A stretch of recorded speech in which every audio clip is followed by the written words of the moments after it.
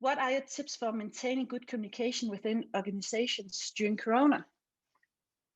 Oh yeah, that's a tough one. I think one of the things I mentioned was that you have to meet sometimes just to meet, and it doesn't have to be work related. And sometimes you need to force yourself to do talk about stuff you wouldn't talk about normally. So it could be not or like just if you just everyone just join the Zoom call, right? It's going to be awkward silence. So more like, what did you do in the weekend, right? Start every Monday, joining in at 9 o'clock and just talk about what did you do in the weekend.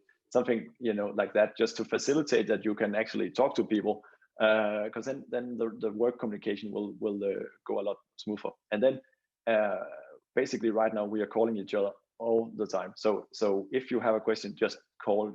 Don't schedule a meeting in 2 hours. Of course, if the other person is busy, but more like be more spontaneous, like you would be in an office setting. And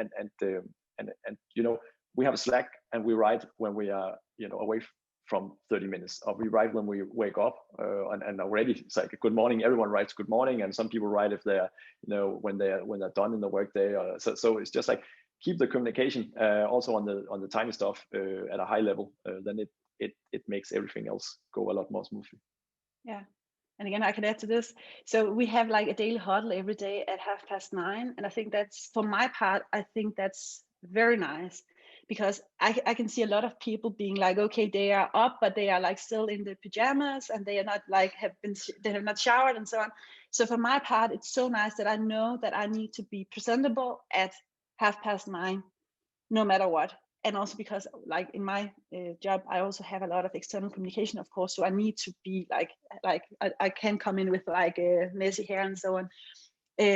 But having this like where we meet up each day, and like if we're not talking to each other the rest of the day, we know that we've talked to each other in the beginning of the workday. And normally we're also having a lot of calls throughout. So exactly as you point out, right? Having exactly the same communication as you will have if you were just like sitting 2 desks from each other. We'll then have it on either Slack or on Google Meetup.